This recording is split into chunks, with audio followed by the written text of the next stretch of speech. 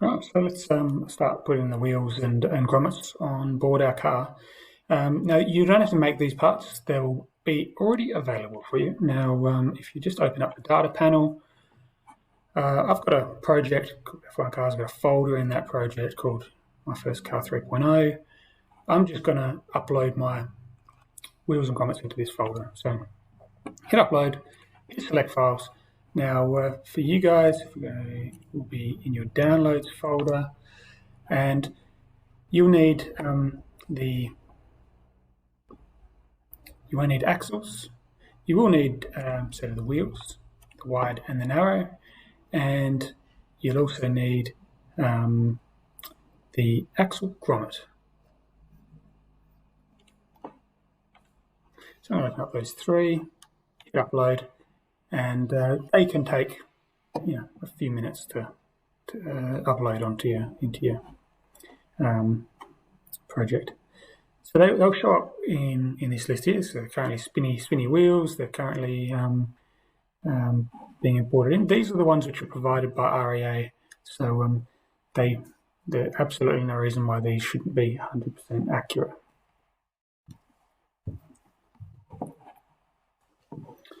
Okay, so my three files are now uploaded, and they're in the same project as my car.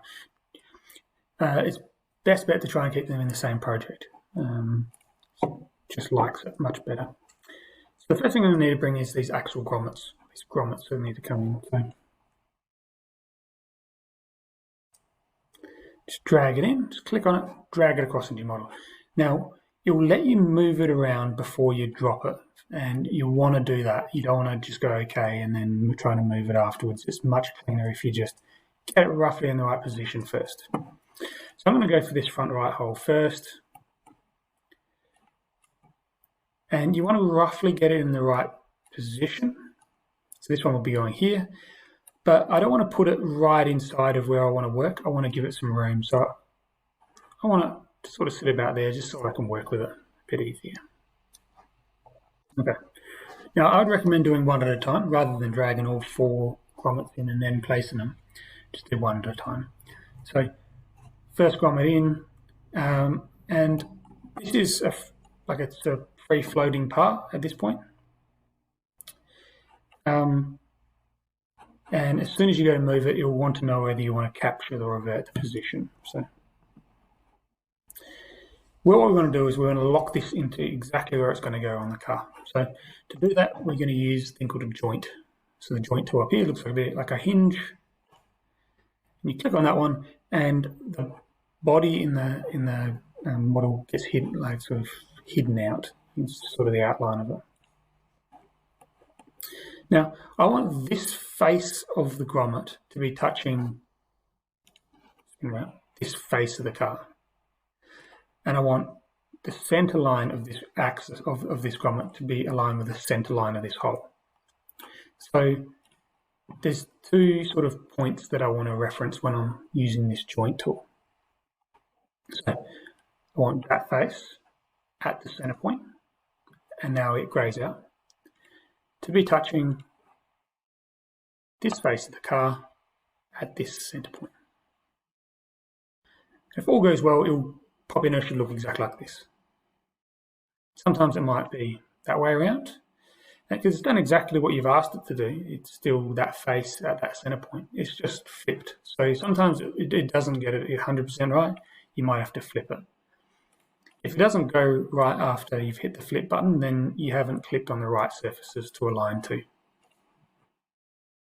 You'll get this annoying little icon now. I say annoying. Sometimes it comes in handy in terms of if I need to remove it, I can right-click on it and delete that joint. But that's the icon for a joint. Now you can hide those joints up here. It is worthwhile while you're actually assembling it to keep those joints on. So you just got to repeat that process 4 times to bring in all the axles.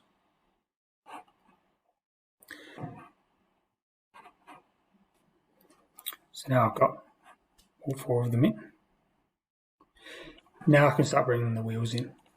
So I'll bring the front ones in first. The narrow ones are at the front, the wide ones are at the back.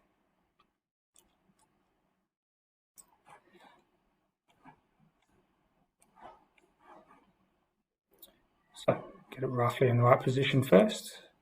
So rotator, 90 degrees. Doesn't have to be exact, just something you can work with. Well, that'll do. And we'll go to joint again this time.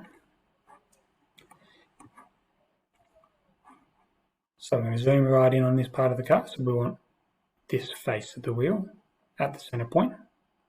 So we can just click on that one.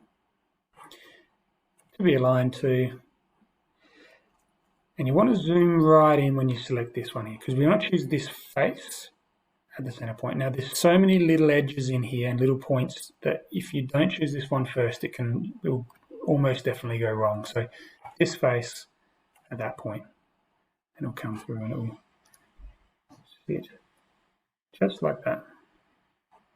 So you should see a nice clean edge where the joint is.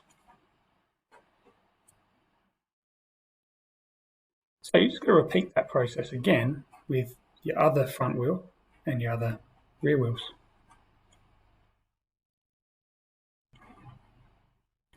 Okay, now my wheels are attached. You can hide that joints now if you like.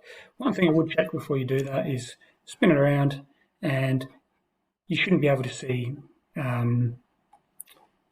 wheels sticking below other ones or sort of unaligned to the rest of the car. So that all looks pretty clean,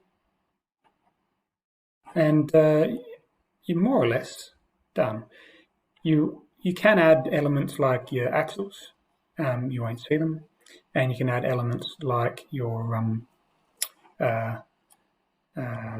tether line guides.